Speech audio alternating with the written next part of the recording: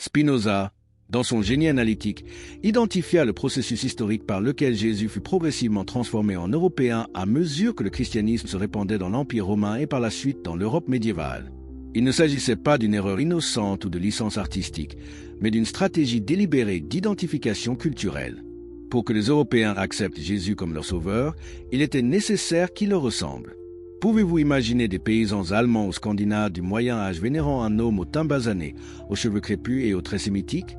L'Église, dans son expansion impériale, avait besoin d'un Messie qui pouvait être visuellement reconnu par les peuples conquis comme l'un des leurs. Pensez à l'ironie cruelle de cette situation.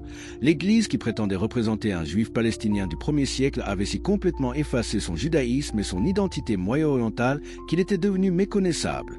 Jésus, qui aurait été arrêté aux frontières de nombreux pays européens modernes simplement à cause de son apparence, fut transformé en l'incarnation même de la beauté nordique. Durant la Renaissance, les artistes italiens peignirent Jésus avec les traits de nobles italiens.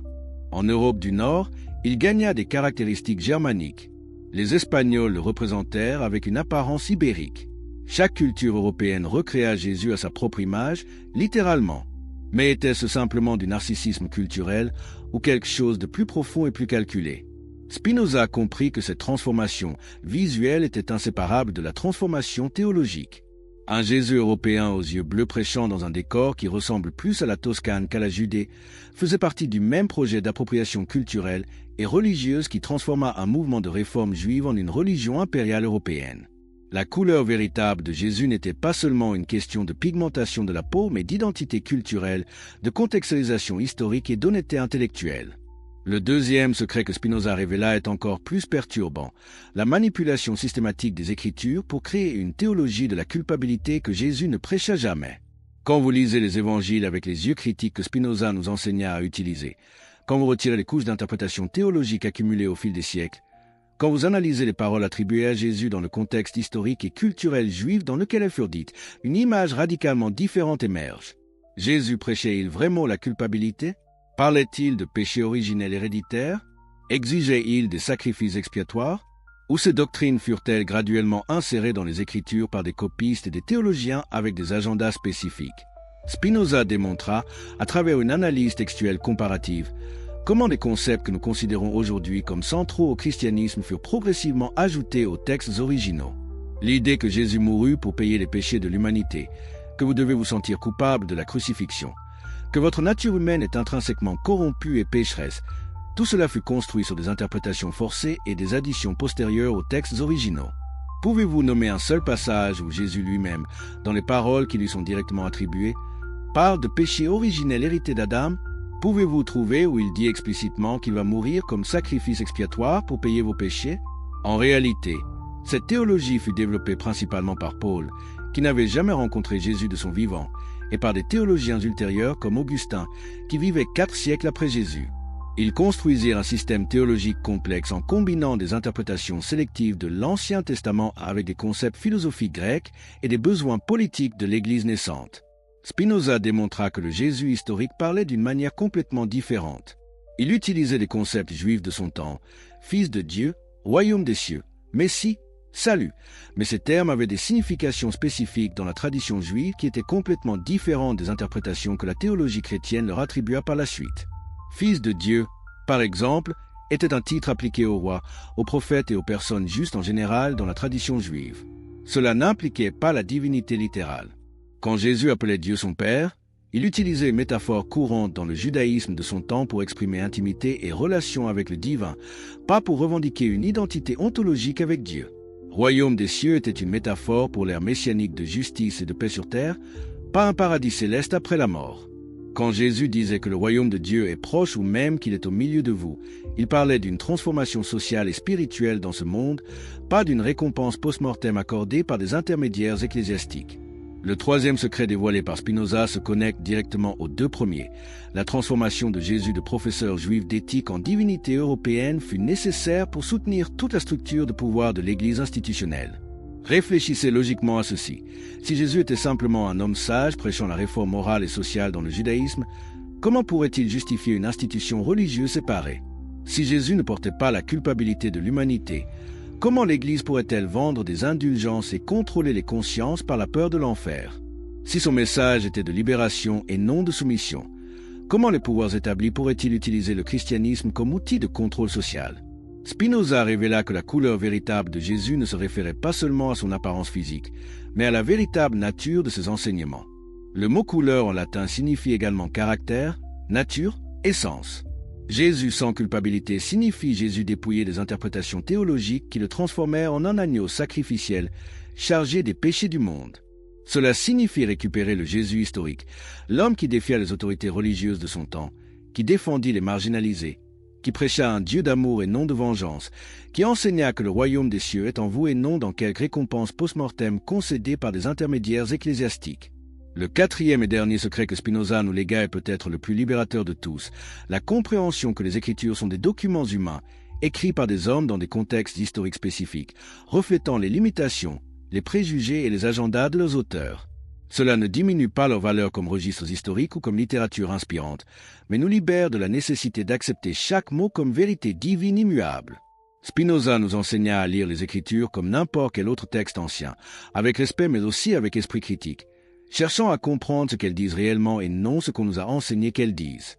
N'est-ce pas là la vraie liberté intellectuelle? N'est-ce pas là le véritable respect pour la vérité? Le voyage de Spinoza jusqu'à ses révélations révolutionnaires commença dans une communauté juive portugaise à Amsterdam, où le jeune Baruch était considéré comme un prodige dans les études talmudiques. Élevé dans une famille de commerçants qui avait fui l'Inquisition portugaise, Spinoza avait un accès privilégié aux textes sacrés originaux en hébreu et aux traditions interprétatives juives qui remontaient à des siècles avant le christianisme. Mais différemment d'autres érudits de son époque, Spinoza ne se contentait pas de mémoriser et répéter des interprétations traditionnelles. Il questionnait, il enquêtait, il comparait des sources et appliquait une logique rigoureuse à tout ce qu'il lisait. Pouvez-vous imaginer le courage que cela demandait dans une communauté où remettre en question les rabbins était considéré comme un blasphème? L'environnement intellectuel d'Amsterdam au XVIIe siècle était unique en Europe. La Hollande était devenue un refuge pour les penseurs persécutés, les juifs expulsés, les protestants dissidents et tout type d'esprit inquiet qui cherchaient la liberté de remettre en question les orthodoxies établies. Dans ce creuset d'idées, Spinoza eut contact avec la philosophie cartésienne, la science empirique émergente, des textes interdits qui circulaient clandestinement et des débats théologiques qui seraient impensables dans n'importe quel autre endroit de l'Europe catholique ou protestante. C'est dans ce contexte que Spinoza commença à développer sa méthode révolutionnaire d'analyse des Écritures. Il argumentait que la Bible devrait être étudiée comme n'importe quel autre livre ancien, utilisant les mêmes outils d'analyse historique, linguistique et littéraire que nous appliquerons à Homère ou Platon. Cette proposition, qui aujourd'hui peut sembler évidente pour les universitaires séculaires, était absolument hérétique au XVIIe siècle. Tant les Juifs que les chrétiens croyaient que les Écritures étaient la parole littérale de Dieu, dictée à des prophètes et préservée parfaitement à travers les siècles. Remettre en question cette prémisse, c'était remettre en question tout l'édifice de la religion organisée. Comprenez-vous maintenant pourquoi Spinoza fut excommunié avec une telle violence? Spinoza commença son analyse critique en examinant les incohérences internes des textes bibliques. Comment pourrait-il être la parole parfaite d'un Dieu omniscient s'il contenait des contradictions factuelles, des styles littéraires divers et des preuves claires d'édition et de compilation par de multiples auteurs à différentes périodes historiques?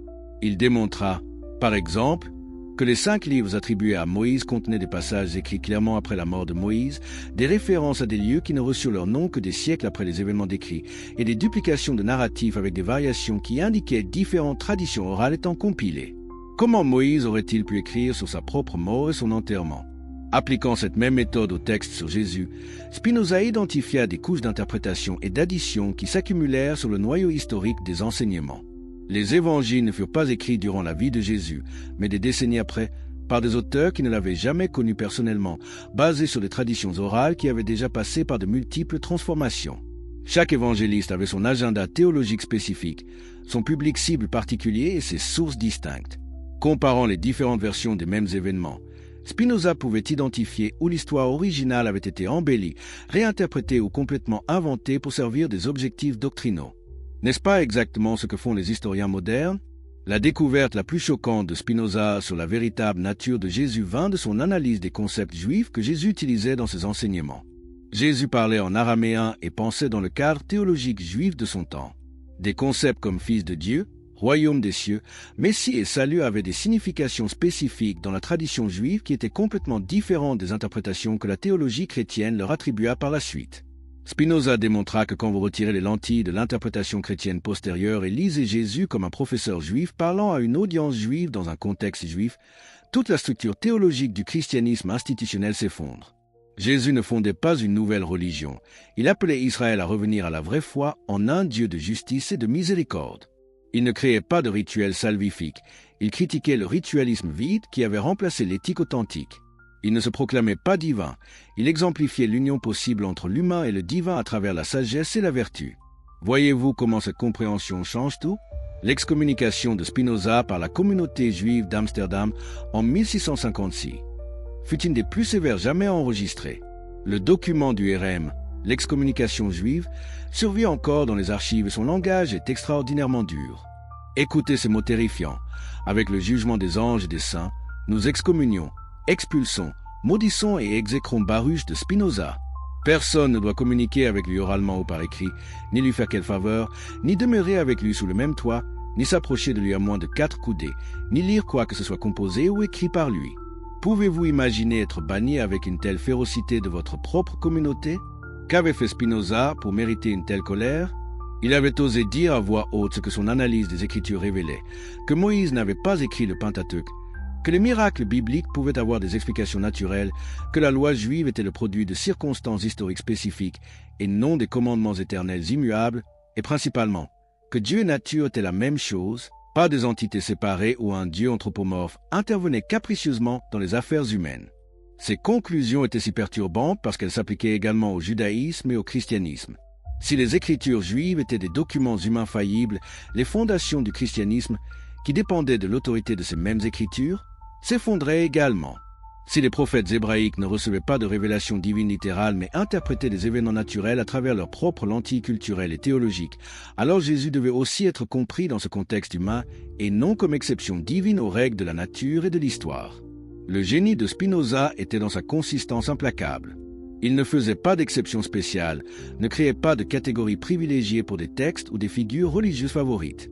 Si la méthode critique révélait que Moïse était un leader politique habile qui utilisait l'autorité religieuse pour unifier les tribus nomades, alors Jésus devait aussi être vu comme un réformateur moral dans son contexte juif, pas comme une divinité incarnée opérant en dehors des lois naturelles de l'univers.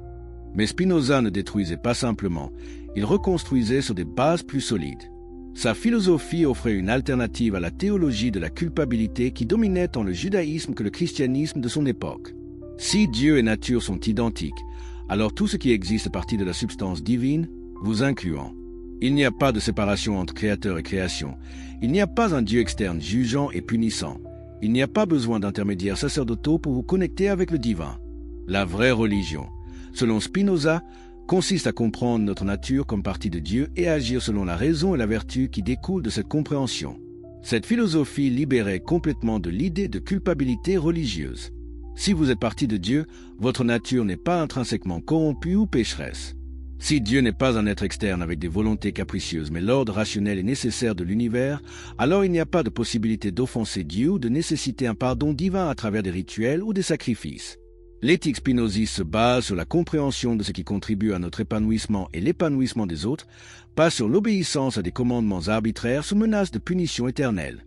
Quand Spinoza analysa spécifiquement les textes sur Jésus, il apporta cette même clarté philosophique et rigueur historique.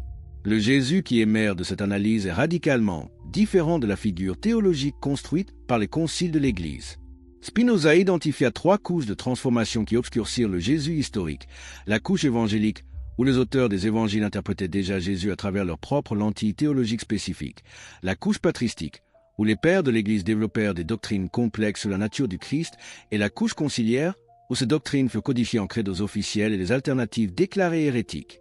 La première grande distorsion identifiée par Spinoza fut la transformation de Jésus de professeur moral en objet d'adoration. Jésus, selon les textes les plus anciens, parlait du royaume de Dieu, d'éthique, de réforme sociale et religieuse. Mais déjà dans les évangiles postérieurs et dans les lettres pauliniennes, le focus change de ce que Jésus enseigna à qui Jésus était. Le christianisme paulinien, qui devint dominant, était moins intéressé par les enseignements éthiques de Jésus et plus intéressé à créer une théologie du salut à travers la foi dans la mort et la résurrection du Christ. Comprenez-vous l'implication politique de ce changement? Spinoza démontra comment ce changement de focus permit à l'Église institutionnelle de créer un système de contrôle basé sur des croyances correctes au lieu de comportements éthiques.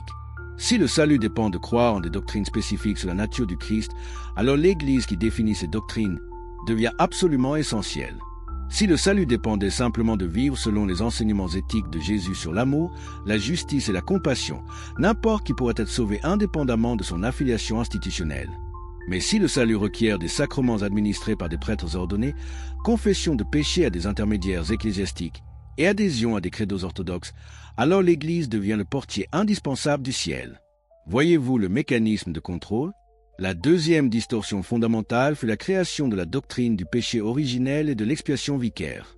Spinoza traça ses idées non aux enseignements de Jésus mais aux interprétations théologiques postérieures, spécialement de Paul et Augustin. Jésus n'enseigna jamais que tous les humains naissent en état de péché hérité d'Adam, ni que sa propre mort serait un sacrifice expiatoire qui paierait pour ce péché. Ces doctrines furent construites sur des interprétations créatives de passages de l'Ancien Testament et sur des concepts de sacrifice rituel que Jésus avait explicitement critiqués.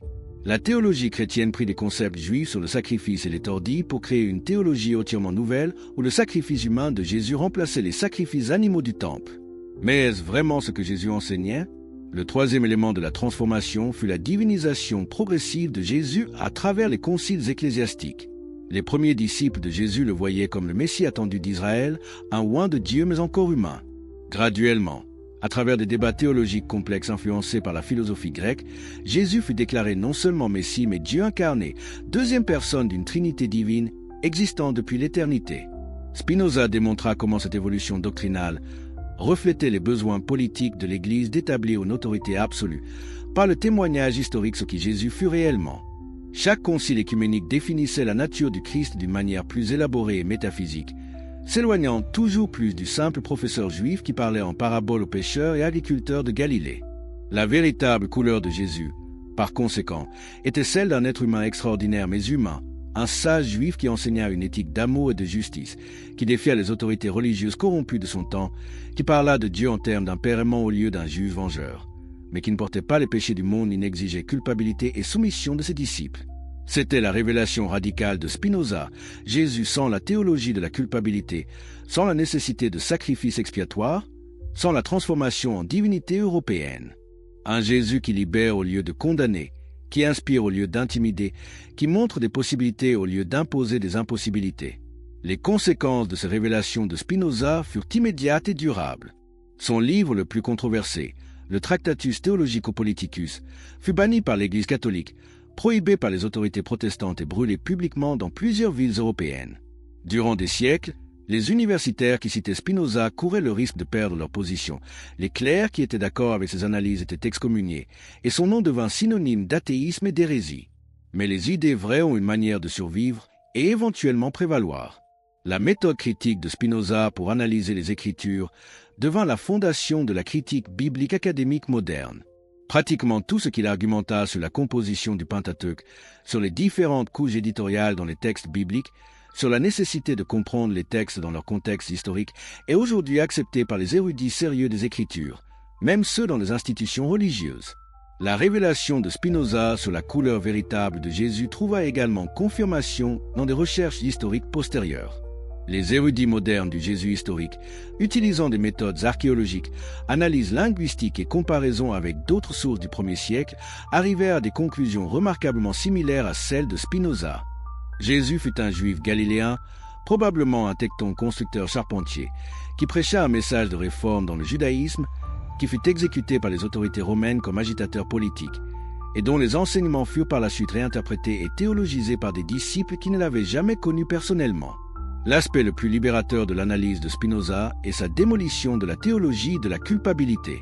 Si Jésus n'est pas mort pour payer vos péchés, si vous n'êtes pas né en état de corruption morale héritée, s'il n'y a pas un Dieu anthropomorphe tenant un registre de vos fautes et menaçant une punition éternelle, alors vous êtes libre de développer une éthique basée sur la compréhension rationnelle de ce qui contribue à l'épanouissement humain. Vous n'avez pas besoin de la peur de l'enfer pour être une bonne personne. Vous n'avez pas besoin de promesses de récompense céleste pour agir avec compassion. Vous n'avez pas besoin d'autorité religieuse médiatisant votre relation avec le divin. Cette libération est-elle pas la vraie bonne nouvelle, le véritable évangile? Spinoza argumentait que la vraie religion consiste en justice et charité, en traiter les autres avec amour et respect non parce qu'un livre l'ordonne ou parce que vous craignez la punition, mais parce que vous comprenez que tous sont partis de la même substance divine, toutes expressions de la nature infinie de Dieu. C'était le message original de Jésus, obscurci par des siècles de théologie qui transforma la libération en soumission, l'amour en peur et la sagesse en dogme. Quand Jésus disait « Aimez votre prochain comme vous-même », il ne créait pas une obligation morale impossible sous menace de damnation éternelle. Il décrivait comment les humains s'épanouissent quand ils vivent en harmonie avec leur vraie nature comme être relationnel créé pour la communauté et l'amour. La transformation physique de Jésus d'un homme sémite basané en un Européen blond ne fut pas accidentelle mais stratégique. Quand le christianisme devint la religion officielle de l'Empire romain sous Constantin au IVe siècle, s'initia un processus délibéré de romanisation de Jésus. Les premières représentations artistiques du Christ montrent un homme avec des caractéristiques typiques du Moyen-Orient, mais graduellement, à mesure que l'Église étendait son pouvoir par l'Europe, Jésus devint de plus en plus européen en apparence. Pouvez-vous voir comment cette transformation visuelle servait les intérêts impériaux de l'Église? Chaque empire réécrit l'histoire à son image, et l'Empire chrétien européen ne fit pas exception. Un Jésus qui ressemblait aux empereurs romains, aux rois français, aux nobles italiens était beaucoup plus facile à vendre aux masses européennes qu'un juif palestinien avec des traits sémitiques. Spinoza comprit que cette transformation visuelle était inséparable de la transformation théologique. Un Jésus européen aux yeux bleus prêchant dans un décor qui ressemble plus à la Toscane qu'à la Judée faisait partie du même projet d'appropriation culturelle et religieuse qui transforma un mouvement de réforme juive en une religion impériale européenne. L'ironie amère que Spinoza pointait était qu'en transformant Jésus en un Européen, l'Église avait effectivement complètement déjudaïsé le christianisme, créant une religion que Jésus ne reconnaîtrait probablement pas. Le Jésus historique gardait le Shabbat, suivait les lois diététiques juives, débattait des interprétations de la Torah, parlait de Dieu utilisant des concepts et un langage profondément enraciné dans la tradition juive. Le Jésus de la théologie chrétienne était devenu si distant de ses racines qu'il pourrait prêcher dans une cathédrale gothique sans causer d'étrangeté. Cette distorsion n'était-elle pas une trahison complète de qui Jésus fut réellement? La récupération de la véritable couleur de Jésus n'est pas un exercice de correction politique moderne, mais une question d'honnêteté historique et théologique. Reconnaître que Jésus était un juif du Moyen-Orient avec une apparence typique de sa région et de son époque ne diminue pas son importance historique ou la valeur de ses enseignements éthiques. Au contraire, contextualiser Jésus adéquatement nous permet de mieux comprendre ce qu'il dit et fit réellement, séparant le noyau historique des élaborations théologiques postérieures. Spinoza développa une philosophie qu'il appelait Éthica, où il démontrait géométriquement comment une vie de vertu et de sagesse découle nécessairement d'une compréhension adéquate de la nature de Dieu, de l'esprit humain et de notre relation avec l'univers. Cette éthique était radicalement différente tant de la moralité basée sur les commandements divins arbitraires que de l'éthique conséquentialiste qui calcule plaisir et douleur. Pour Spinoza, agir éthiquement, c'est agir selon votre vraie nature comme partie rationnelle de l'univers divin. Comment cela se relie-t-il à Jésus sans culpabilité? La théologie chrétienne traditionnelle base toute sa structure morale sur la culpabilité, le péché et la nécessité de rédemption à travers le Christ. Vous êtes coupable depuis la naissance par le péché originel, coupable de vos propres transgressions inévitables, et vous nécessitez la grâce divine médiée par l'Église pour échapper à la condamnation méritée. Ce système crée ce que Spinoza identifiait comme passion triste, émotion basée sur la peur, la culpabilité, la honte et l'inadéquation qui diminuent votre pouvoir d'agir et de penser clairement. L'éthique spinoziste, en contraste, se base sur ce qu'il appelait joie, l'augmentation de votre capacité d'agir et de comprendre. Quand vous agissez vertueusement non par peur de punition mais par compréhension que la vertu contribue à votre épanouissement et l'épanouissement de tous, vous expérimentez une joie authentique. Quand vous vous reliez aux autres non à travers la culpabilité et l'obligation, mais à travers la compréhension que tous sont des expressions de la même substance divine, vos relations sont transformées. Jésus sans culpabilité signifie exactement ceci, un Jésus qui enseigne l'éthique de la joie au lieu de la moralité de la peur.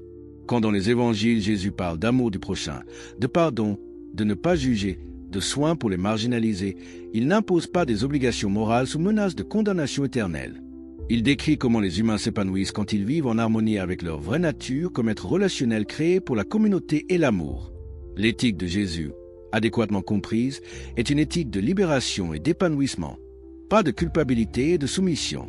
Spinoza démontra que toute la structure de péché originel, sacrifice expiatoire et salut à travers la grâce était une construction théologique postérieure sans base dans les enseignements réels de Jésus.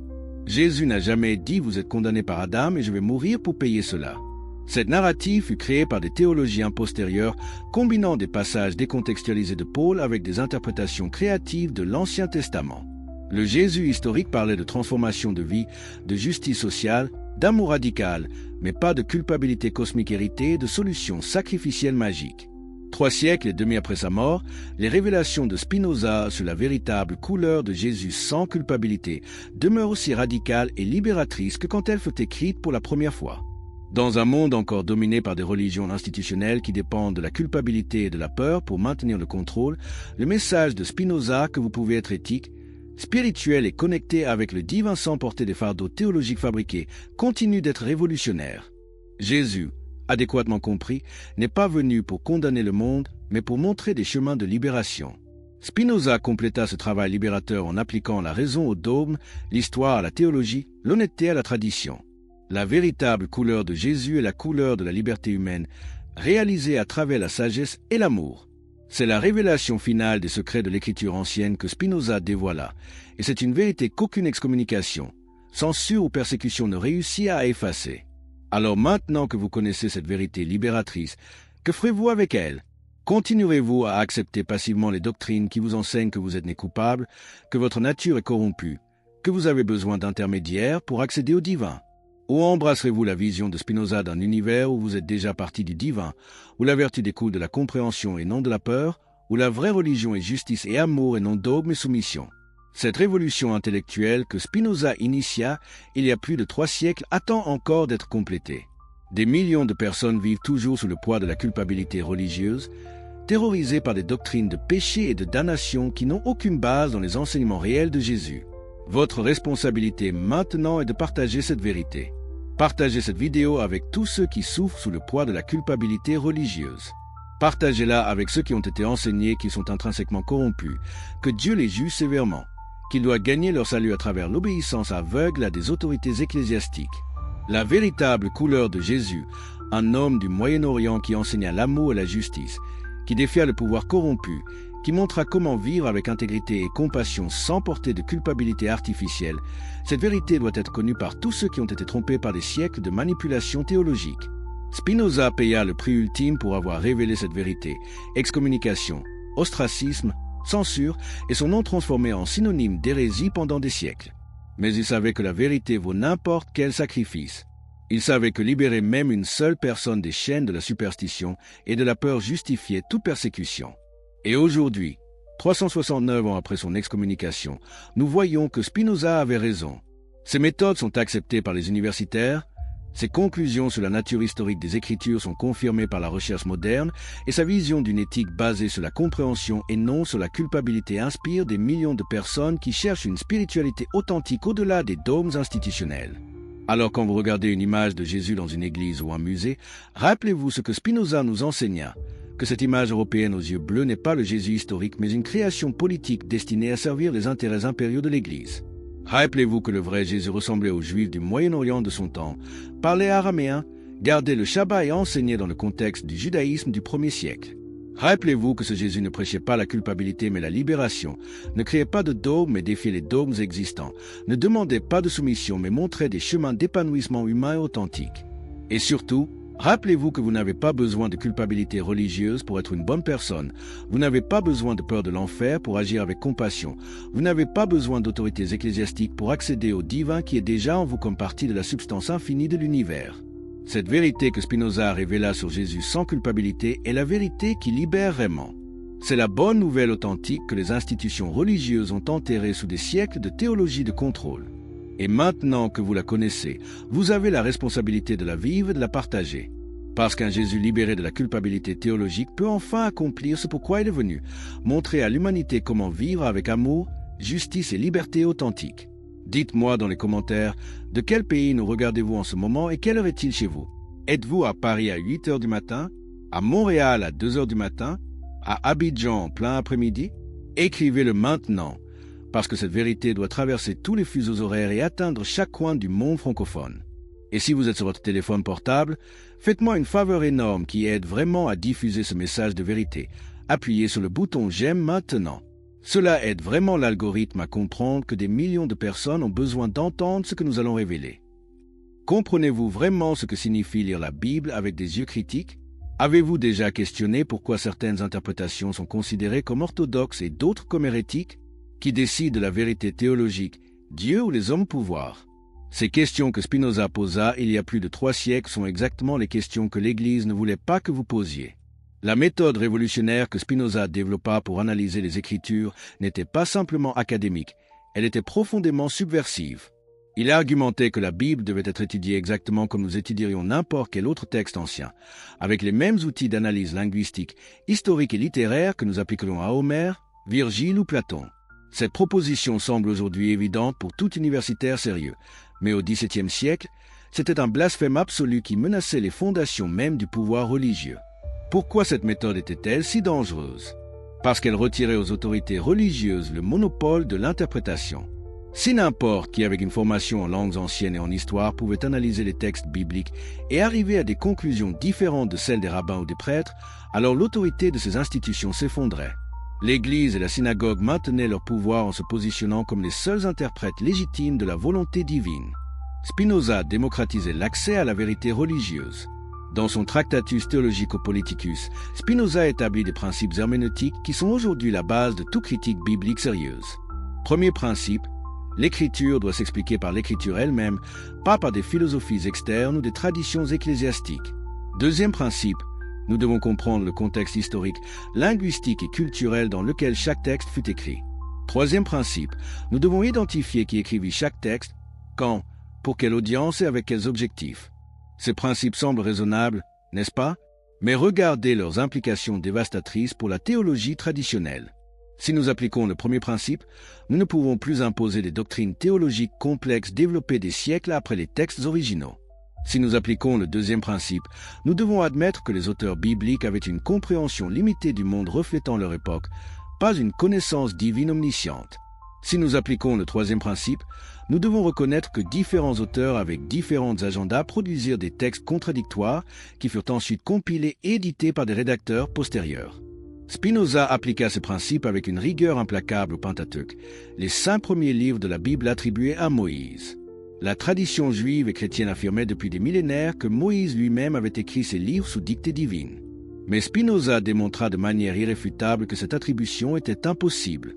Comment Moïse aurait-il pu écrire sur sa propre mort et son enterrement dans le Deutéronome? Comment aurait-il pu utiliser des noms de lieux qui ne furent établis que des siècles après l'Exode? Comment aurait-il pu écrire que Moïse était l'homme le plus humble qui ait jamais vécu, une affirmation qui contredirait précisément cette humilité si Moïse l'avait écrite lui-même? Ces observations ne sont pas des détails techniques insignifiants. Elles démolissent complètement l'idée que la Torah fut révélée directement par Dieu à Moïse. Si Moïse ne l'écrivit pas, alors ces textes sont des compilations humaines de traditions orales et écrites diverses, assemblées et éditées par de multiples auteurs sur des siècles. Et si le Pentateuque est une production humaine faillible, qu'en est-il du reste de la Bible? Appliquant cette même méthode critique aux évangiles, Spinoza identifia des problèmes similaires. Les évangiles ne furent pas écrits par des témoins oculaires de Jésus, mais par des auteurs de la 2e ou 3e génération de chrétiens, écrivant en grec pour des audiences qui ne parlaient pas araméen et ne connaissaient pas intimement la culture juive palestinienne.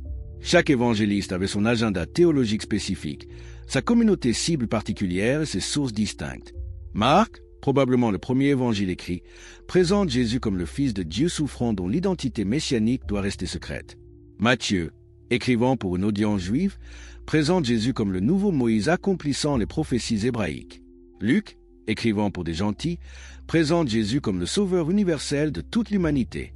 Jean, le dernier évangile, présente un Jésus hautement théologisé qui prononce de longs discours métaphysiques qu'on ne trouve nulle part dans les évangiles antérieurs. Ces divergences ne sont pas de simples variations stylistiques.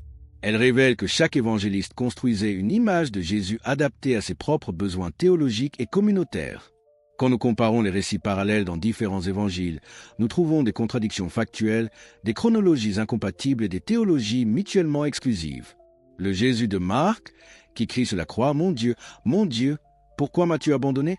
est très différent du Jésus de Jean qui déclare sereinement « Tout est accompli ». Spinoza ne rejetait pas la valeur de ces textes en identifiant leurs origines humaines et leurs divergences. Au contraire, il argumentait que comprendre comment et pourquoi ces textes furent écrits nous permet de découvrir leur véritable message. Et ce message, selon Spinoza, n'est pas une doctrine métaphysique complexe sur la nature divine de Jésus ou le mécanisme du salut. Le message central et constant à travers tous les textes bibliques, quand ils sont lus correctement, est simple et moral, aimer Dieu et aimer son prochain. Tout le reste, tous les récits miraculeux, toutes les généalogies, toutes les lois rituelles, tous les détails historiques, n'est que le contexte culturel dans lequel ce message moral simple fut transmis. Les prophètes hébraïques parlaient en métaphores et images adaptées à leur audience. Jésus enseignait en paraboles utilisant des références agricoles et domestiques familières aux paysans galiléens. Paul développait des arguments théologiques utilisant des concepts rabbiniques et philosophiques grecs. Mais le cœur du message restait constant. La vraie religion n'est pas une question de croyances correctes ou de rituels appropriés, mais de justice et de charité dans les relations humaines. Cette compréhension spinoziste de la religion libère complètement de l'obsession théologique pour l'orthodoxie doctrinale. Vous n'avez pas besoin de comprendre la Trinité, la transsubstantiation ou la prédestination pour être religieux dans le vrai sens. Vous avez simplement besoin de traiter les autres avec justice et amour. Voyez-vous comment cette interprétation menace directement le pouvoir institutionnel de l'Église? Si la religion se réduit à l'éthique, à quoi servent les prêtres, les évêques, les papes et toute la hiérarchie ecclésiastique? Si n'importe qui peut lire les textes et découvrir le message moral simple, pourquoi aurait-on besoin de théologiens professionnels interprétant des doctrines complexes? Si le salut dépend de comment vous vivez et non de ce que vous croyez, pourquoi craindre l'excommunication ou l'hérésie? L'Église comprit immédiatement la menace mortelle que représentait l'approche de Spinoza. C'est pourquoi son Tractatus fut mis à l'index des livres interdits par l'Église catholique, pourquoi il fut banni par les autorités protestantes hollandaises et pourquoi pendant des siècles, lire Spinoza ou citer ses œuvres pouvait ruiner la carrière d'un théologien ou d'un professeur. La vérité est dangereuse pour ceux dont le pouvoir repose sur le mensonge. Mais revenons maintenant à la question centrale. Comment Jésus, un professeur juif itinérant prêchant cette éthique simple d'amour et de justice, fut transformé en Dieu incarné, deuxième personne d'une Trinité divine dont la mort sacrificielle était nécessaire pour expier les péchés de toute l'humanité? Cette transformation ne s'est pas produite du jour au lendemain, mais à travers un processus politique complexe s'étendant sur plusieurs siècles. Le personnage clé dans cette transformation n'était pas Jésus lui-même, mais Paul de Tarse. Paul, qui n'avait jamais rencontré Jésus de son vivant, devint le véritable architecte du christianisme tel que nous le connaissons. Et la théologie de Paul était radicalement différente des enseignements de Jésus lui-même. Comprenez-vous l'énorme ironie ici? La religion qui prétend suivre Jésus suit en réalité Paul, un homme qui n'a jamais entendu Jésus prêcher. Jésus prêchait le royaume de Dieu, une transformation sociale et spirituelle imminente où justice et amour régneraient. Paul prêchait la mort et la résurrection du Christ, un événement cosmique qui réconciliait l'humanité pécheresse avec un Dieu saint. Jésus enseignait principalement à travers des paraboles concrètes sur le comportement éthique. Paul développait des arguments théologiques abstraits sur la foi, la grâce et la justification. Jésus parlait rarement de lui-même, focalisé sur le message. Paul parlait constamment du Christ, focalisé sur la personne. Prenons un exemple spécifique de cette divergence fondamentale. Jésus enseignait que le pardon divin dépendait de notre volonté de pardonner aux autres. Dans le Notre Père, il priait « Pardonne-nous nos offenses comme nous pardonnons à ceux qui nous ont offensés ». Dans ces paraboles, il enseignait que Dieu pardonne abondamment à ceux qui montrent de la miséricorde aux autres. Le message était clair, la relation avec Dieu se construit à travers nos relations avec les autres humains. Paul enseignait quelque chose de complètement différent. Pour Paul, le pardon et la justification venaient exclusivement de la foi en Christ et en son sacrifice expiatoire. Car nous considérons que l'homme est justifié par la foi, indépendamment des œuvres de la loi, écrivait-il aux Romains. Le salut n'était plus une question de comment vous viviez, mais de si vous acceptiez la doctrine correcte sur qui était Jésus et ce que sa mort accomplissait. Cette différence n'est pas superficielle, elle est fondamentale. Jésus enseignait une éthique de transformation personnelle et sociale. Paul créait une théologie de substitution sacrificielle. Jésus appelait à un changement de vie. Paul exigeait un changement de croyance. Jésus libérait de la culpabilité en enseignant la miséricorde divine abondante. Paul créait de la culpabilité en enseignant que tous étaient pécheurs condamnés nécessitant l'intervention salvifique du Christ. D'où Paul tira-t-il sa théologie si elle ne venait pas de Jésus? De deux sources principales, la tradition juive sacrificielle du temple et la philosophie grecque de son époque. Paul prit le système de sacrifices animaux du judaïsme du temple et l'appliqua métaphoriquement à Jésus, le transformant en agneau de Dieu qui enlève le péché du monde. Il combina cela avec des concepts philosophiques grecs sur les divinités descendant sur terre et des idées de religion à mystère sur les dieux mourants et ressuscitants. Le résultat fut un syncrétisme théologique qui aurait été complètement étranger à Jésus lui-même. Jésus aurait été horrifié par l'idée qu'il était venu pour être sacrifié comme un animal du temple. Il avait explicitement critiqué le système sacrificiel, citant le prophète Osée « Je veux la miséricorde et non le sacrifice ». Mais Paul ignora cet enseignement et construisit toute sa théologie autour du concept que Jésus lui-même avait rejeté.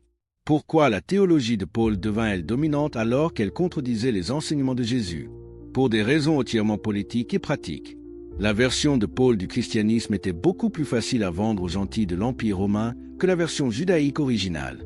Elle ne nécessitait pas d'obéissance à la loi juive, pas de circoncision, pas de restrictions alimentaires. Elle promettait le salut simplement par la foi en Christ, sans les exigences éthiques difficiles que Jésus imposait.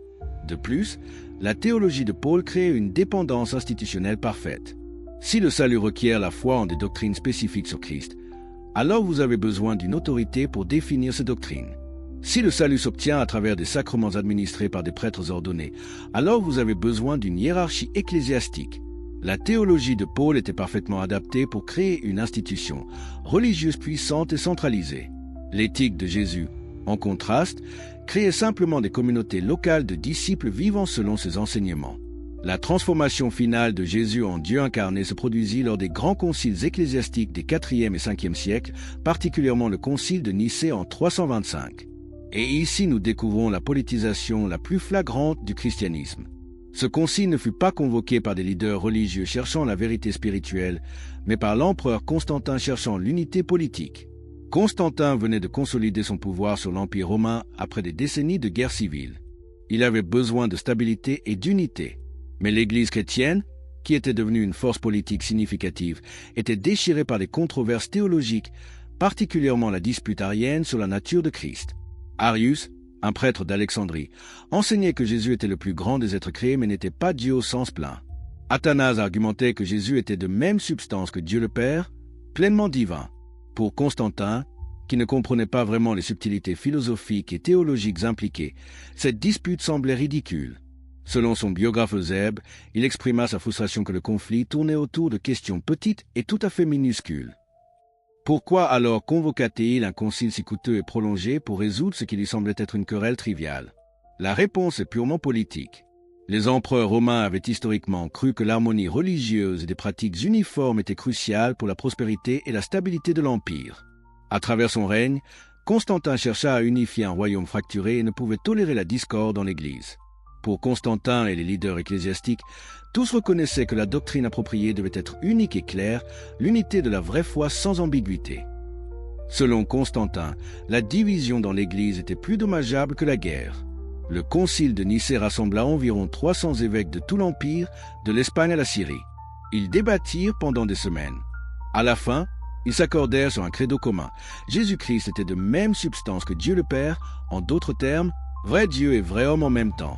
Les enseignements d'Arius furent condamnés comme hérésie. Ce fut un moment historique. Pour la première fois, un concile établit de manière contraignante ce que l'Église croyait, et c'était l'empereur qui l'avait rendu possible et l'avait soutenu politiquement.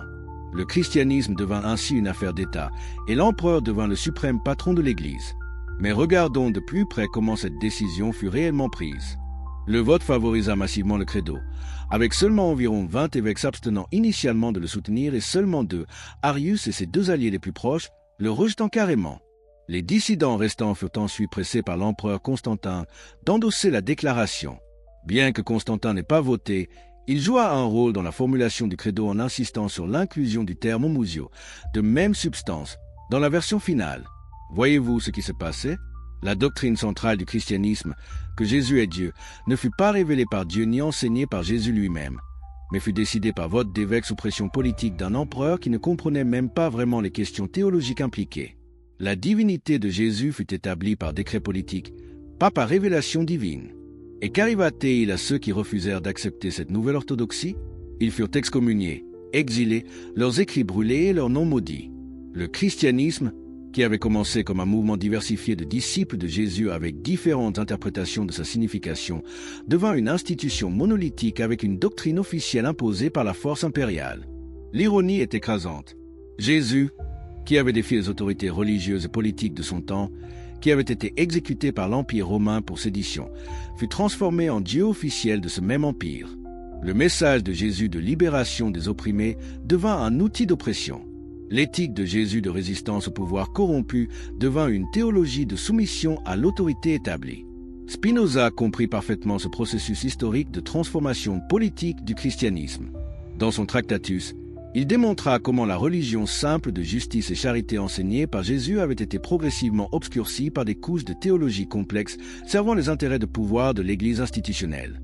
Mais le processus ne s'arrêta pas à Nicée. La doctrine du péché originel, si centrale à la théologie chrétienne traditionnelle, fut développée principalement par Augustin d'Hippone au début du 5e siècle, 400 ans après Jésus.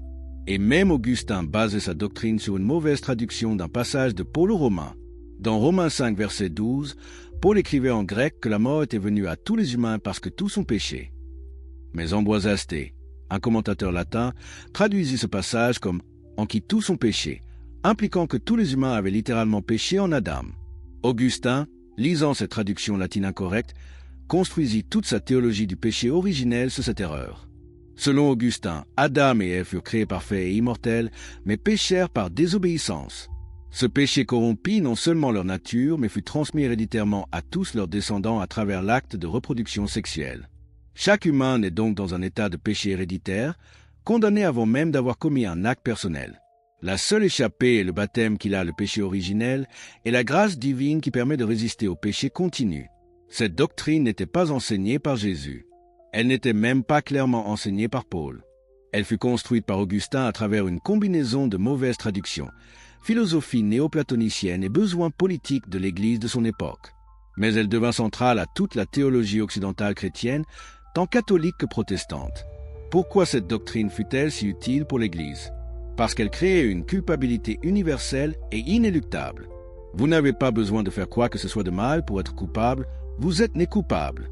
Cette culpabilité ne peut être effacée que par les sacrements de l'Église, baptême pour laver le péché originel, confession pour absoudre les péchés personnels, Eucharistie pour recevoir la grâce. L'Église devint absolument indispensable pour le salut. De plus, en liant le péché originel à la sexualité, puis selon Augustin il est transmis par l'acte sexuel, l'Église gagna un pouvoir énorme de contrôle sur les aspects les plus intimes de la vie humaine. Le sexe, même dans le mariage, était entaché de péché. Le célibat devenait moralement supérieur. Le corps et ses désirs naturels étaient suspectés et réprimés. Jésus n'avait jamais enseigné une telle chose. Il célébrait la vie, mangeait et buvait avec les pécheurs, était accusé par ses critiques d'être un glouton et un buveur de vin. Il ne montrait aucun mépris pour le corps ou la sexualité humaine. Mais la théologie augustinienne créa un dualisme corps-esprit où le corps était prison de l'âme et source de péché. Spinoza rejeta complètement cette théologie de la culpabilité. Dans sa philosophie, il n'y a pas de péché au sens théologique traditionnel, seulement de l'ignorance et des passions mal comprises. Les humains ne sont pas nés corrompus, mais simplement limités dans leur compréhension. La vertu ne vient pas de la répression de la nature humaine, mais de sa compréhension adéquate et de son expression rationnelle. Pour Spinoza, Dieu ou nature est un système nécessaire et rationnel. Il n'y a rien de surnaturel, pas de miracle violant les lois naturelles, pas de Dieu anthropomorphe intervenant capricieusement dans les affaires humaines. Tout ce qui existe à partir de la substance infinie divine est si nécessairement de la nature de Dieu. Cette vision, que les critiques appelèrent panthéisme, identifiant Dieu avec la nature, était considérée comme hérétique tant par les Juifs que par les chrétiens. Mais pour Spinoza, c'était la seule compréhension cohérente de Dieu qui évitait les contradictions logiques et les absurdités morales du théisme traditionnel. Si Dieu est parfait, comment pourrait-il créer un monde imparfait? Si Dieu est omniscient, comment pourrait-il être déçu par les actions humaines? Si Dieu est omnipotent, pourquoi permettrait-il le mal? Ces questions tourmentaient les théologiens depuis des siècles. Spinoza les résolvait simplement en redéfinissant Dieu non comme un être externe créateur, mais comme la substance même de tout ce qui existe. Dans ce système, il n'y a pas de création ex nihilo, pas de chute du paradis, pas de besoin de rédemption. L'univers est éternel, nécessaire et parfait dans sa totalité, même si ses parties semblent imparfaites de notre perspective limitée. Le mal n'est pas une réalité métaphysique, mais simplement notre perception incomplète de la totalité. Comment cette philosophie se relie-t-elle à Jésus sans culpabilité? Parfaitement. Si Dieu est nature et tout est partie de Dieu, alors les humains ne sont pas séparés de Dieu par le péché, mais sont toujours déjà partis du divin. Il n'y a pas de chute dont il faut se relever, pas de culpabilité héritée à expier, pas de fossé à combler entre l'humain et le divin. Jésus, dans cette compréhension spinoziste, n'était pas Dieu descendu sur terre pour réconcilier l'humanité avec un Dieu offensé. Il était un humain qui comprenait exceptionnellement bien sa nature comme partie du divin et enseignait aux autres comment réaliser cette même compréhension. Son message n'était pas « je vais mourir pour vos péchés », mais « vous êtes déjà connectés au divin, vivez selon cette vérité ». Cette lecture de Jésus était si radicale qu'elle menaçait l'existence même du christianisme institutionnel. Sans culpabilité, pas besoin de salut. Sans besoin de salut, pas besoin de sauveur. Sans besoin de sauveur, pas besoin d'église médiatisant le salut. Tout l'édifice théologique et institutionnel s'effondrait. C'est pourquoi Spinoza fut si violemment rejeté. Ce n'était pas simplement un désaccord théologique académique. C'était une menace existentielle pour le pouvoir religieux organisé. Si les idées de Spinoza se répandaient, l'Église perdrait son contrôle sur les consciences, son autorité morale, son pouvoir politique et ses revenus économiques. Regardez l'histoire de l'Église primitive pour voir comment cette transformation politique se produisit concrètement. Les premiers disciples de Jésus formèrent des communautés égalitaires où les ressources étaient partagées. Le leadership était collectif et la guidance venait de l'esprit plutôt que de la hiérarchie. Le livre des Actes décrit ces communautés comme ayant tout en commun et personne ne manquait de rien. Mais en quelques siècles, cette structure communautaire fut remplacée par une hiérarchie rigide de diacres, prêtres, évêques et finalement un pape réclamant l'autorité suprême. L'emphase sur le partage économique disparut complètement, remplacée par une église devenant une des institutions les plus riches d'Europe. L'autorité collective basée sur l'esprit fut remplacée par l'autorité institutionnelle basée sur la succession apostolique. Comment cette transformation fut-elle justifiée? À travers la théologie. Des doctrines comme la succession apostolique, l'idée que seuls les évêques en ligne directe depuis les apôtres pouvaient administrer des sacrements valides, créèrent un monopole institutionnel sur le salut. Des doctrines comme le péché originel créèrent une nécessité universelle pour ces sacrements. Des doctrines comme la transsubstantiation, que le pain et le vin deviennent littéralement le corps et le sang de Christ, créèrent des rituels mystiques que seuls les prêtres ordonnés pouvaient effectuer. Rien de cela ne venait de Jésus. Tout fut développé pour servir les besoins institutionnels de l'Église. Et quiconque osait pointer ces faits était accusé d'hérésie, excommunié, souvent torturé et exécuté. L'Inquisition n'était pas une aberration, mais la conséquence logique d'une institution protégeant son pouvoir à travers le contrôle doctrinal. Spinoza comprenait tout cela avec une clarté qui terrifia ses contemporains. Il vit comment la religion avait été transformée de moyen de libération en instrument d'oppression. Il vit comment les enseignements de Jésus avaient été trahis par ceux qui prétendaient être ses successeurs. Il vit comment la peur et la culpabilité étaient utilisées pour contrôler les masses. Et il offrit une alternative. Une religion rationnelle basée sur la compréhension de notre place dans la nature, une éthique basée sur la joie et le florissimento humain plutôt que sur la peur et la culpabilité, une spiritualité accessible à tous sans besoin d'intermédiaires ecclésiastiques. Cette vision spinoziste d'un Jésus libéré de la théologie de la culpabilité, d'un Dieu identique à la nature, d'une religion réduite à justice et charité, était trop radicale pour son époque. Mais 3 siècles et demi plus tard, combien de personnes vivent encore sous le poids de doctrines qui furent créées non par révélation divine mais par calcul politique? Combien portent encore la culpabilité du péché originel qu'Augustin inventa, basé sur une mauvaise traduction? Combien craignent encore un Dieu vengeur que Jésus n'a jamais prêché? Combien dépendent encore de sacrements ecclésiastiques que Jésus n'a jamais institués? La révélation de Spinoza sur la véritable couleur de Jésus, un homme du Moyen-Orient enseignant l'amour et la justice sans imposer de culpabilité théologique, attend encore d'être pleinement embrassée. Les institutions religieuses continuent de vendre la culpabilité comme chemin vers le salut. Mais la vérité que Spinoza révéla demeure, vous n'avez jamais eu besoin d'être sauvé parce que vous n'avez jamais été perdu. Vous êtes déjà parti du divin. Vous avez déjà la capacité de vivre avec vertu et sagesse. Vous n'avez jamais eu besoin de porter la culpabilité que les institutions religieuses vous ont imposée. Cette vérité simple mais profonde est ce que Jésus enseignait réellement, et c'est ce que Spinoza récupéra à travers son analyse critique des Écritures anciennes. La question maintenant est, qu'allez-vous faire de cette connaissance? Continuerez-vous à accepter des doctrines créées par des empereurs romains et des théologiens médiévaux pour servir des intérêts de pouvoir? Ou embrasserez-vous la liberté intellectuelle et spirituelle que Spinoza vous offre? Le choix vous appartient. Mais comprendre que c'est un choix, que la théologie n'est pas révélation divine mais construction humaine, que Jésus ne vous a jamais demandé de vous sentir coupable ou d'avoir peur, cette compréhension seule est déjà une libération. Et c'est exactement pourquoi les autorités religieuses ne voulaient pas que vous lisiez Spinoza, ne voulaient pas que vous pensiez de manière critique sur les Écritures, ne voulaient pas que vous découvriez la véritable couleur de Jésus dépouillé des couches de théologie politique. Parce que cette vérité vous libère de leur contrôle. La vraie menace que Spinoza représentait n'était pas théologique mais politique. Il ne niait pas Dieu, il redéfinissait Dieu d'une manière qui rendait l'Église obsolète. Il ne rejetait pas Jésus, il récupérait le véritable Jésus des distorsions théologiques. Il ne détruisait pas la religion, il la purifiait à son essence éthique. Cette purification était exactement ce que les institutions religieuses ne pouvaient tolérer. Parce qu'une religion pure d'éthique et de justice ne nécessite pas de palais pontificaux, d'or dans les cathédrales, de hiérarchies élaborées ou de contrôle doctrinal. Elle nécessite simplement des humains s'engageant à traiter les autres avec amour et justice. Voilà la vérité révolutionnaire que Spinoza récupéra des Écritures anciennes. Que Jésus n'est jamais venu créer une nouvelle religion institutionnelle, qui n'a jamais prêché de culpabilité héritée ou de nécessité de sacrifice expiatoire, qu'il a simplement enseigné comment vivre comme partie consciente du divin qui est la nature elle-même. Écrivez dans les commentaires de quel pays me regardez-vous en ce moment et quelle heure est-il chez vous. Êtes-vous à Genève à midi, à Dakar en début de soirée, à Québec tôt le matin? Partagez votre localisation maintenant, car ce message doit traverser le monde entier et atteindre chaque personne qui souffre encore sous le poids de la culpabilité religieuse. Et si vous regardez cette vidéo sur votre téléphone portable en ce moment, faites-moi une faveur qui aide énormément. Appuyez sur ce bouton « J'aime ». Cela aide vraiment l'algorithme à comprendre que cette vérité doit atteindre des millions de personnes qui en ont désespérément besoin. Savez-vous quelle est la contribution la plus importante que Spinoza a léguée au monde?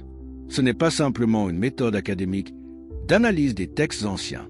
C'est quelque chose de bien plus profond et radical. C'est la libération de l'esprit humain des chaînes de l'autorité dogmatique. Spinoza est reconnu aujourd'hui comme le père de la critique biblique moderne, précisément parce qu'il osa appliquer la raison aux textes considérés comme sacrés et intouchables. Les historiens de la philosophie analysant la contribution de Spinoza à l'érudition biblique ont souvent focalisé sur son déni que Moïse était l'auteur du Pentateuque. Mais cette observation n'était que la pointe de l'iceberg. La vraie révolution spinoziste était méthodologique. Il établit des principes d'interprétation qui guident la plupart des érudits depuis lors. Ces principes requièrent une compréhension du contexte linguistique, historique et culturel de chaque texte biblique, l'identification des auteurs réels, de leurs audiences et objectifs. Aujourd'hui, pratiquement tous les universitaires sérieux étudiant la Bible utilisent les méthodes que Spinoza pionnerisa au XVIIe siècle. Même les institutions théologiques conservatrices ne peuvent plus ignorer complètement les découvertes de la critique historique. La méthode de Spinoza a été si efficace, si irréfutable dans ses conclusions basiques, qu'elle a transformé complètement comment nous lisons les textes anciens. Mais comprenez-vous l'ironie tragique de cette situation? Les méthodes de Spinoza sont acceptées dans les académies, mais ses conclusions les plus radicales, que la religion devrait être réduite à justice et charité, que Dieu et nature sont identiques, que Jésus était un homme enseignant l'éthique et non un Dieu sacrifié pour les péchés, ces conclusions sont encore rejetées ou ignorées par la plupart des institutions religieuses. L'Église acceptera que les évangiles furent écrits par des auteurs anonymes décades après Jésus, mais elle n'acceptera pas que ces auteurs construisaient des théologies plutôt que de rapporter des faits historiques. Elle admettra que Paul développait des concepts théologiques complexes, mais elle n'admettra pas que ces concepts contredisaient les enseignements simples de Jésus. Elle reconnaîtra que la doctrine de la Trinité fut formulée lors de conciles politiques, mais elle insistera que ces formulations représentent la vérité divine révélée. Pourquoi cette schizophrénie intellectuelle?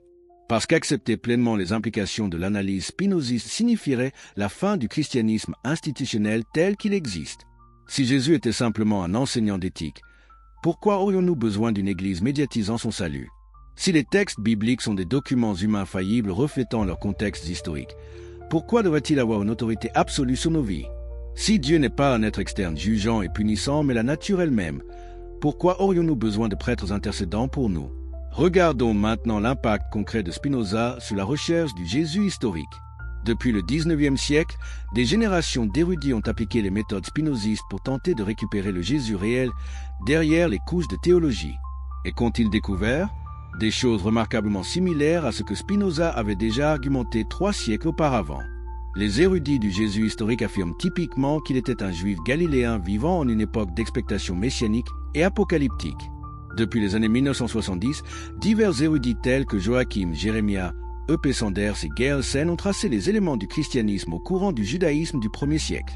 E.P. Sanders, dans son livre Jésus et le judaïsme publié en 1985, argumentait qu'il est difficile de passer de Jésus l'enseignant à Jésus, un juif qui fut crucifié, qui était le leader d'un groupe qui survécut à sa mort, qui à son tour fut persécuté, et qui forma une secte messianique qui fut finalement réussie. Sanders décida de commencer avec certains faits très fermes sur Jésus, qu'il fut baptisé par Jean-Baptiste, était un Galiléen qui prêchait et guérissait, appelait des disciples et parlait d'eux comme étant 12, confinait son activité à Israël, s'engagea dans une controverse sur le temple, fut crucifié hors de Jérusalem par les autorités romaines et qu'après sa mort, ses disciples continuèrent comme un mouvement identifiable. Sanders conclut que Jésus devrait être interprété comme un prophète de la restauration d'Israël. Il s'attendait à ce que Dieu intervienne bientôt pour établir un âge nouveau et glorieux. Voyez-vous comment cette compréhension est complètement différente de la théologie paulinienne du sacrifice expiatoire? John Dominic Crossan, dans son livre Le Jésus historique publié en 1991, tente d'éliminer l'aspect apocalyptique de l'activité et de l'enseignement de Jésus. Crossan conclut que Jésus proclamait et fondait un royaume égalitaire de nobody, que Jésus envoyait échanger un miracle pour un repas, c'est-à-dire guérison pour hospitalité. Bien que les érudits diffèrent dans leurs conclusions spécifiques, ils s'accordent presque universellement sur certains points basiques. Jésus existait historiquement. Il était un juif palestinien du 1er siècle. Il prêchait principalement sur le royaume de Dieu. Il défia les autorités religieuses de son temps et fut exécuté par les Romains. Virtuellement tous les historiens et érudits ont conclu que Jésus exista comme figure historique. L'historien James Dunn écrit « Aujourd'hui, presque tous les historiens, qu'ils soient chrétiens ou non, acceptent que Jésus a existé. » Mais voici la question cruciale. Si pratiquement tous les érudits sérieux acceptent que Jésus était un enseignant juif du 1er siècle prêchant sur le royaume de Dieu, pourquoi les églises continuent-elles d'enseigner la théologie paulinienne du sacrifice expiatoire et de la divinité de Christ? Pourquoi le fossé entre l'érudition académique et la doctrine ecclésiastique reste-t-il si vaste? La réponse, comme Spinoza le comprenait parfaitement, est politique et économique. Les institutions religieuses dépendent pour leur survie de doctrines qui les rendent indispensables. Un Jésus humain enseignant l'éthique peut être suivi par n'importe qui sans intermédiaire. Un Christ divin offrant le salut par la foi requiert une Église pour définir l'orthodoxie et administrer les sacrements. Cette tension entre vérité historique et nécessité institutionnelle crée ce que nous pourrions appeler la mauvaise foi du christianisme moderne. Les théologiens et prêtres éduqués savent que les doctrines traditionnelles ne résistent pas à l'examen historique critique, mais ils continuent de les enseigner aux laïcs parce qu'ils croient que les gens ont besoin de ces doctrines pour leur foi.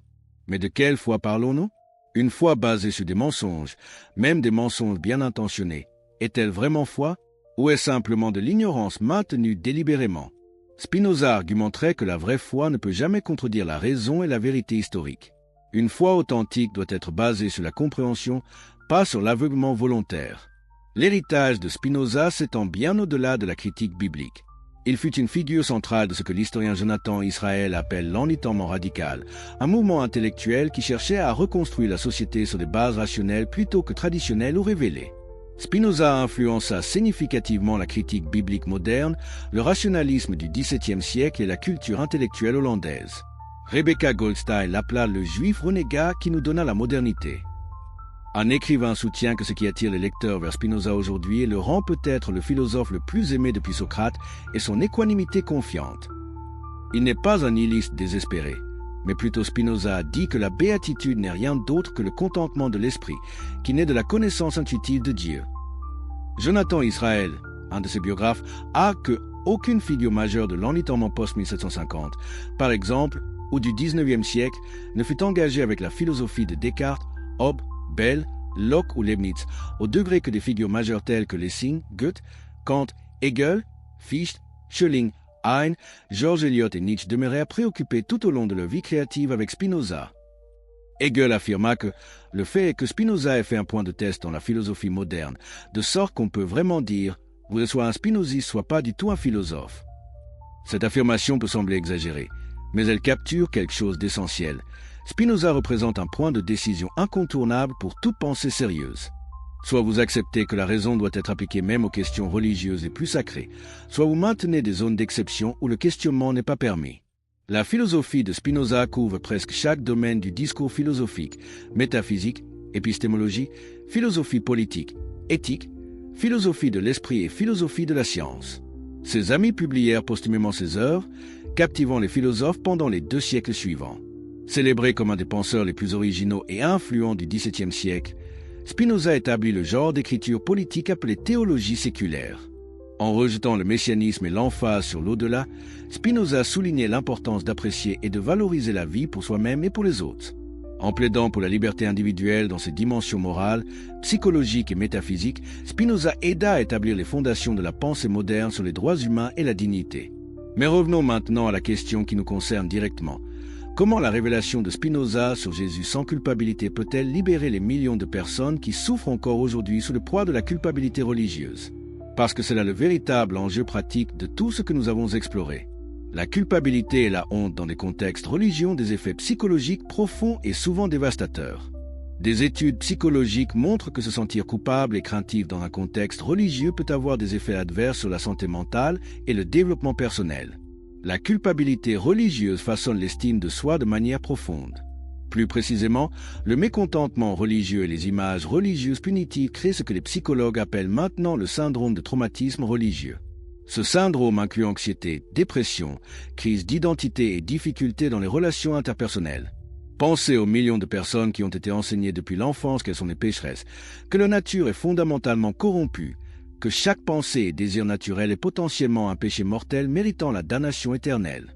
Comment peuvent-elles développer une estime de soi saine sous ce fardeau écrasant? La théologie de la culpabilité crée des patterns de pensée toxiques, autocritique constante, perfectionnisme paralysant, incapacité de jouir des plaisirs simples de la vie sans se sentir coupable, hypervigilance sur les pensées et actions, peur constante du jugement divin. Ces patterns ne sont pas simplement désagréables, ils sont psychologiquement dommageables à long terme. La recherche suggère que se sentir coupable et craintif dans un contexte religieux peut avoir des effets adverses significatifs sur la santé mentale.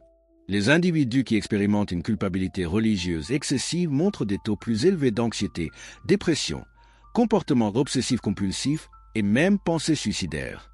Mais voici la vérité libératrice que Spinoza nous offre. Cette culpabilité n'a jamais été nécessaire. Elle fut créée délibérément par des institutions religieuses pour maintenir le contrôle. Jésus lui-même ne l'enseignait pas. Les textes bibliques, correctement compris dans leur contexte historique, ne la supportent pas. La nature de Dieu telle que révélée par la raison ne la justifie pas. La guérison du traumatisme religieux commence par reconnaître que vos symptômes sont des réponses normales à des expériences anormales. Si vous vous sentez coupable, anxieux ou indigne à cause de votre éducation religieuse, ce n'est pas parce qu'il y a quelque chose de mal avec vous. C'est parce qu'on vous a enseigné des doctrines psychologiquement toxiques présentées comme vérité divine. Le chemin vers la récupération du traumatisme religieux requiert des approches spécialisées qui adressent à la fois la guérison individuelle et les patterns communautaires. La thérapie traditionnelle échoue souvent parce que la plupart des professionnels de santé mentale manquent de formation dans les complexités uniques du traumatisme religieux. La docteure Marlene Winell explique: les approches thérapeutiques génériques retraumatisent souvent les clients en minimisant leurs expériences religieuses ou en suggérant qu'ils devraient simplement passer à autre chose.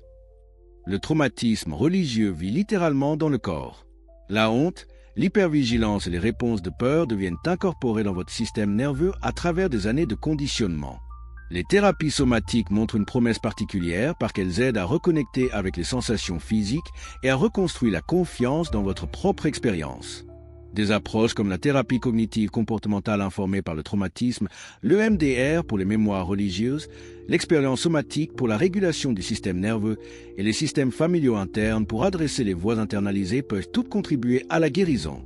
Mais au-delà de la thérapie individuelle, la récupération du traumatisme religieux nécessite également une reconceptualisation fondamentale de la religion elle-même. Et c'est exactement ce que Spinoza offre. Une façon complètement différente de penser Dieu, la religion, l'éthique et la vie humaine qui ne dépendent pas de la culpabilité, de la peur ou de la soumission à l'autorité. Imaginez une spiritualité où vous comprenez que vous êtes déjà partie du divin, où votre nature n'est pas corrompue mais simplement limitée dans sa compréhension, où la croissance éthique vient de l'expansion de la connaissance et non de la répression de désirs prétendument pécheurs. C'est la vision spinoziste. Imaginez une religion où l'essence n'est pas la croyance en doctrine correcte, mais la pratique de justice et de charité envers les autres. Où il n'y a pas de prêtres gardiens de mystères sacrés, mais simplement des humains s'aidant mutuellement à vivre avec sagesse et compassion. Où il n'y a pas de menace de damnation éternelle, mais simplement la compréhension que vivre contre votre vraie nature crée la souffrance. C'est ce que Spinoza proposait. Maintenant, retournons au contraste fondamental entre les enseignements de Jésus et la théologie de Paul que nous avons exploré. Ce contraste est crucial pour comprendre comment le christianisme s'est éloigné du message original de Jésus. Jésus et Paul enseignaient essentiellement la même chose ou quelque chose de fondamentalement différent. Cette question divise les érudits. Certains argumentent qu'ils partageaient le même message de base, que Dieu est amour, que nous devons aimer notre prochain, que la foi est essentielle. D'autres soulignent les différences profondes dans leur focus et emphase. Clairement, la révélation de la justice de Dieu en Jésus a à voir avec l'œuvre de guérison et de restauration de Dieu. Ainsi, Dieu mit en avant Jésus par amour afin de guérir, non par sainteté rigide qui requiert un sacrifice violent pour satisfaire l'honneur de Dieu ou détourner la colère de Dieu. L'œuvre de Jésus exprime la justice restaurative, non la justice rétributive. Cette compréhension de l'œuvre de Jésus comme guérison et restauration plutôt que comme sacrifice expiatoire change tout. Elle signifie que Dieu n'avait pas besoin d'être apaisé ou satisfait avant de révéler sa miséricorde guérissante. La miséricorde existe sans limite et donnée inconditionnellement. Dieu est l'acteur dans le processus de salut, non le récepteur. Nous ne voyons aucun indice ici de quoi que ce soit étant nécessaire du côté de Dieu de la relation humaine divine comme précondition pour l'œuvre salvatrice de Dieu. C'est exactement ce que Jésus lui-même enseignait. Quand quelqu'un lui demanda comment obtenir la vie éternelle, Jésus répondit en réitérant la Torah et les prophètes « Aimez Dieu de tout votre être et aimez votre prochain comme vous-même ». La justification et le salut concernent une relation vivante avec Dieu qui est manifestée dans l'amour du prochain. Paul lui-même, quand il est lu correctement dans son contexte historique et non à travers les lentilles de la théologie augustinienne postérieure, enseigne quelque chose de similaire. Il dit que nous soutenons la Torah par la foi. La foi ici ne signifie pas assentiment doctrinal, mais fidélité, confiance, engagement à vivre selon les commandements d'amour.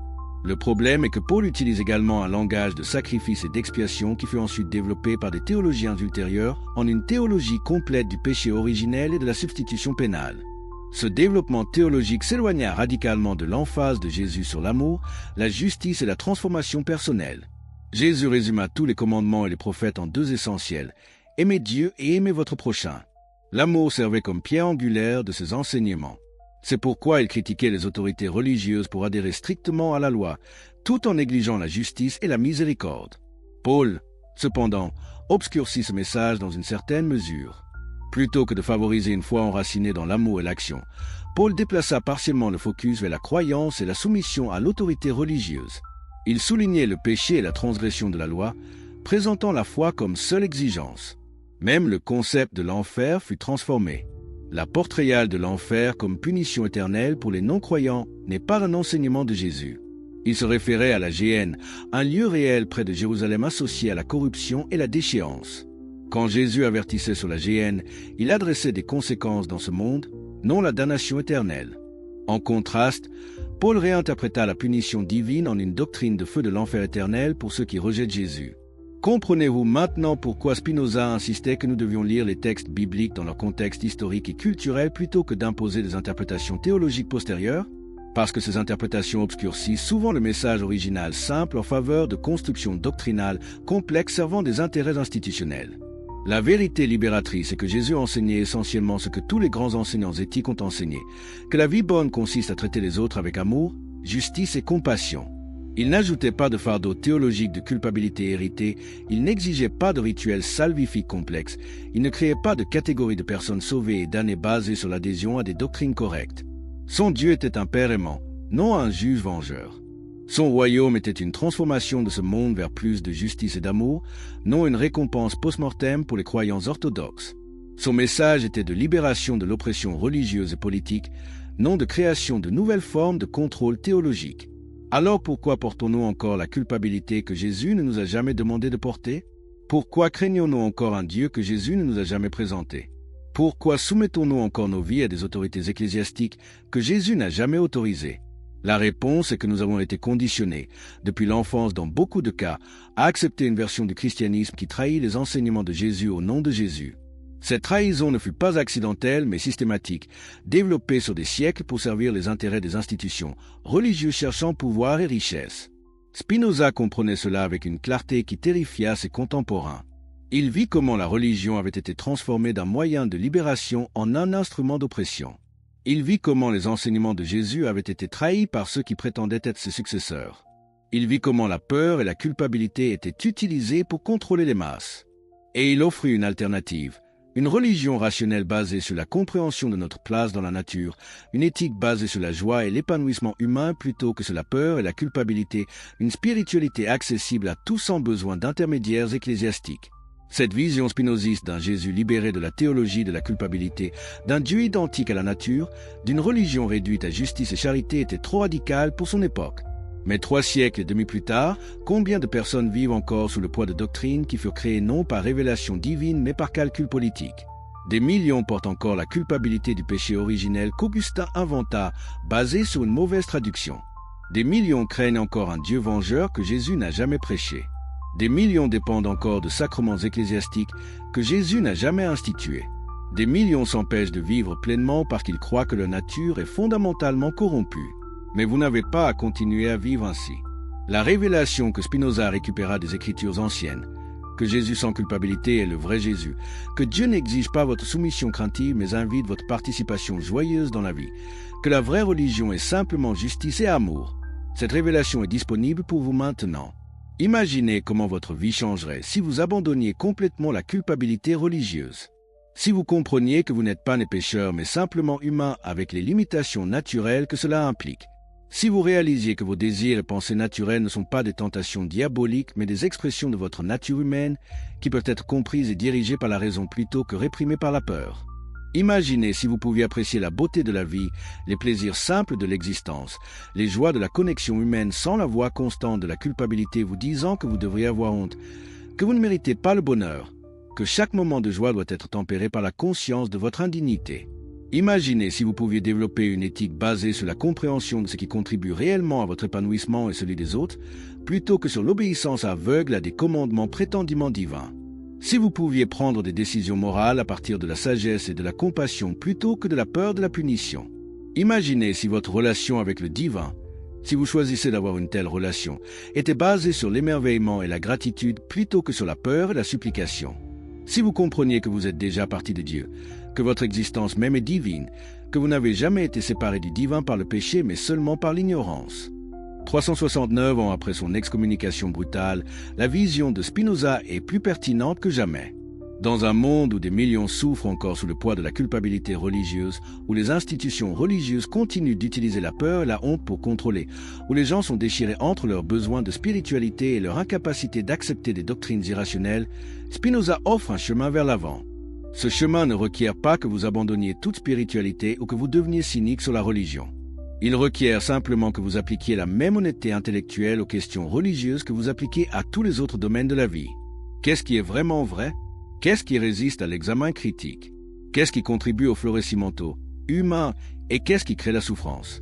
Quand vous posez ces questions honnêtement aux doctrines religieuses traditionnelles, beaucoup s'effondrent. La doctrine du péché originel, basée sur une mauvaise traduction et contredite par tout ce que nous savons de la biologie et de la psychologie, s'effondre. La doctrine de l'enfer éternel, attribuant à Dieu une cruauté qui horrifierait n'importe quel parent humain aimant, s'effondre. La doctrine que Dieu exigeait un sacrifice humain sanglant pour pouvoir pardonner, transformant Dieu en tyran capricieux obsédé par la vengeance, s'effondre. Mais ce qui reste debout est quelque chose de beau et de libérateur. La compréhension que l'univers est ordonné rationnellement, que nous sommes partis de cet ordre, que nous pouvons comprendre notre place en lui et vivre en harmonie avec notre nature. L'enseignement que la vraie religion consiste à traiter les autres avec justice et amour. La vision que le divin n'est pas distant et jugeant mais immédiat et immanent dans toute la nature. C'était la révélation de Spinoza. C'était l'enseignement de Jésus avant qu'il soit obscurci par la théologie paulinienne et les conciles politiques. Et c'est la vérité qui peut encore vous libérer aujourd'hui si vous avez le courage de l'embrasser. Le courage requis n'est pas petit. Abandonner la culpabilité religieuse signifie souvent abandonner la communauté religieuse, affronter la désapprobation de la famille et des amis, naviguer l'incertitude de construire une nouvelle compréhension du monde. Le traumatisme religieux ne se guérit pas du jour au lendemain. Mais comparez cette difficulté temporaire à une vie entière vécue sous le poids de la culpabilité, de la peur et de la honte. Comparez-la à mourir sans jamais avoir pleinement vécu parce que vous croyez que vous ne méritiez pas la joie, que votre nature était corrompue, que ce monde n'était qu'un test pour le prochain. La guérison du traumatisme religieux implique plusieurs tâches de récupération, développer la pensée critique, réévaluer les croyances, reconstruire l'identité, reconnecter avec le corps et les émotions, créer de nouvelles communautés de support. Ces tâches prennent du temps et souvent nécessitent un support professionnel. mais elles sont absolument possibles. Des milliers de personnes ont marché ce chemin avant vous. Ils ont quitté les religions toxiques, ont guéri leur traumatisme, ont reconstruit leur vie sur des fondations plus saines. Ils ont découvert qu'ils pouvaient être éthiques sans peur de l'enfer, spirituels sans dogme, connectés au divin sans intermédiaires ecclésiastiques. Et leur guérison commence exactement où vous êtes maintenant, avec la reconnaissance que quelque chose ne va pas, que la culpabilité et la peur que vous portez ne sont pas nécessaires, que vous méritez mieux, avec la découverte qu'il existe des alternatives à la religion toxique, que d'autres ont trouvé la liberté, que vous n'êtes pas seul.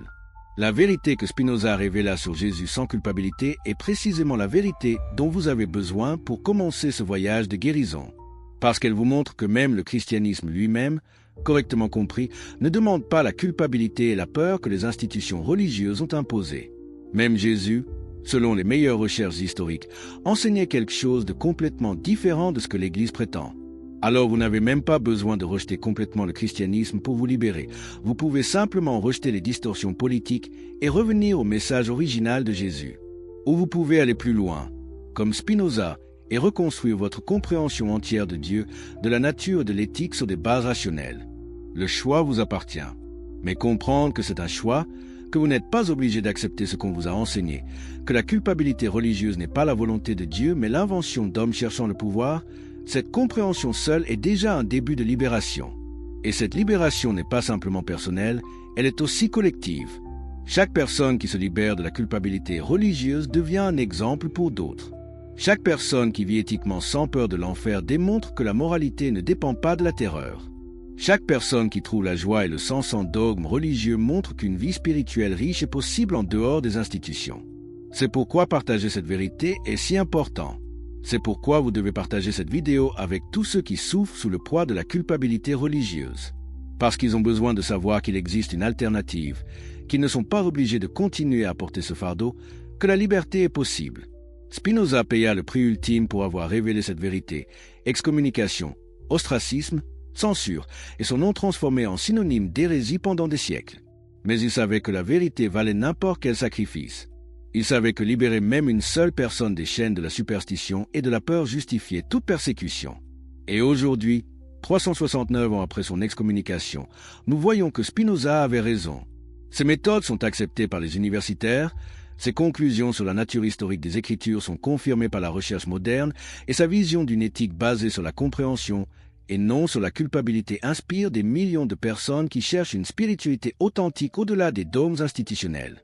La vraie couleur de Jésus, un homme du Moyen-Orient avec la peau basanée et les cheveux foncés, un enseignant juif prêchant l'amour et la justice, un réformateur défiant le pouvoir corrompu sans imposer de culpabilité théologique, cette vérité doit être connue par tous ceux qui ont été trompés par des siècles de manipulation.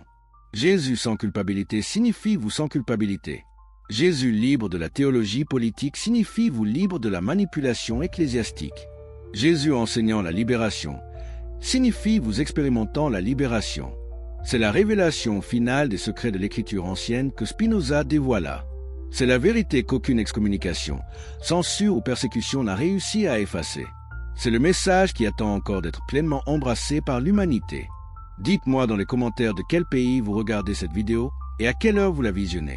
Sommes-nous ensemble depuis la France, le Canada, la Belgique, la Suisse, l'Afrique francophone? Écrivez-le maintenant, parce que cette révélation que nous allons partager doit traverser tous les continents et toutes les fuseaux horaires. Et si vous regardez cette vidéo sur votre téléphone portable en ce moment même, faites-moi une énorme faveur qui aide vraiment à faire découvrir ce contenu à plus de personnes. Appuyez sur le bouton « J'aime maintenant ». Cela aide l'algorithme à comprendre que ce message de vérité doit atteindre des millions d'âmes qui attendent désespérément d'être libérées des chaînes de la manipulation religieuse. Pendant 2 millénaires, l'humanité a vécu sous une narration soigneusement construite concernant qui était Jésus, quelle était son apparence, son origine et surtout sa prétendue culpabilité pour le salut de l'humanité. Mais que se passerait-il si tout cela n'était qu'une fabrication élaborée? Que se passerait-il s'il existait un philosophe qui, il y a plus de 300 ans, avait déjà dévoilé les secrets cachés dans les Écritures anciennes, révélant une vérité si révolutionnaire qu'il fut persécuté, censuré et excommunié pour avoir osé remettre en question le pouvoir établi? Baruch Spinoza, le penseur révolutionnaire hollandais du XVIIe siècle, plongea profondément dans les écritures hébraïques originales et les textes anciens, appliquant une analyse philosophique et historique qui détruisit les piliers de l'interprétation religieuse traditionnelle. Ce qu'il découvrit sur Jésus ne défie pas seulement l'image physique perpétuée par l'art européen de la Renaissance, mais démontre principalement toute la théologie de la culpabilité qui soutient le christianisme institutionnel. Pensez-vous vraiment que l'Église vous dirait la vérité si cette vérité menaçait son pouvoir? Croyez-vous sincèrement qu'une institution qui a brûlé des bibliothèques entières, torturé des hérétiques et censuré des penseurs pendant des siècles vous donnerait volontairement accès aux véritables enseignements de Jésus? Nous parlons de révélations sur la véritable nature de Jésus qui furent délibérément cachées, manipulées et déformées pour servir les intérêts d'une Église qui avait besoin de fidèles coupables, terrorisés et soumis. Préparez-vous pour un voyage intellectuel sans précédent à travers les couloirs interdits de l'histoire religieuse, où Spinoza nous guidera à travers des preuves archéologiques, des analyses textuelles et un raisonnement philosophique implacable. Découvrirez-vous comment l'image blonde aux yeux bleus de Jésus fut une invention politique? Comprendrez-vous comment la doctrine du péché originel fut construite sur des mensonges stratégiques? Et surtout, saurez-vous comment Jésus fut transformé d'un homme juif du Moyen-Orient en un sauveur européen chargé de culpabilité qui ne prêcha jamais? La vérité que Spinoza révéla est si perturbante que la propre communauté juive qu'il avait élevée l'expulsa avec la plus sévère excommunication jamais enregistrée. Pouvez-vous imaginer une punition si violente, si remplie de malédictions et de vitriol, qu'elle interdisait à quiconque de s'approcher de lui à moins de 4 coudées, de lui parler, de lire ses écrits ou même de rester sous le même toit que lui? C'est exactement ce qui arriva à Spinoza le 27 juillet 1656, quand il avait seulement 23 ans. Qu'avait-il dit de si dangereux? Qu'avait-il découvert de si menaçant que les rabbins d'Amsterdam, eux-mêmes réfugiés de l'Inquisition portugaise, ressentirent le besoin de le maudire avec des mots si durs qu'aucune autre excommunication dans cette communauté n'atteignit jamais ce niveau de sévérité? La vérité que vous êtes sur le point de connaître va libérer votre esprit des chaînes millénaires de la manipulation religieuse. Parce que si Jésus ne portait pas de culpabilité, pourquoi devriez-vous en porter?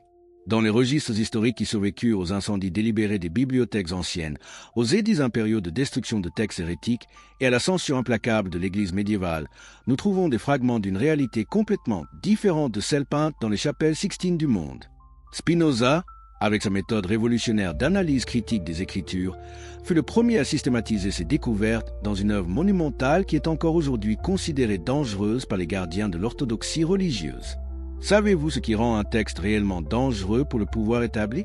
Ce n'est pas la violence, ce n'est pas la vulgarité, c'est la vérité exposée avec une logique si implacable qu'elle ne peut être réfutée, seulement censurée. Le Tractatus Theologico-Politicus de Spinoza fut interdit par l'Église catholique, prohibé par les autorités protestantes et brûlé publiquement dans plusieurs villes européennes. Pourquoi? Parce qu'il appliquait simplement aux Écritures saintes les mêmes outils d'analyse historique et linguistique que nous appliquerions à n'importe quel autre texte ancien. Le premier secret que Spinoza dévoila dans les Écritures anciennes concerne la matérialité même de Jésus, son apparence physique qui fut complètement falsifiée par l'imagination européenne.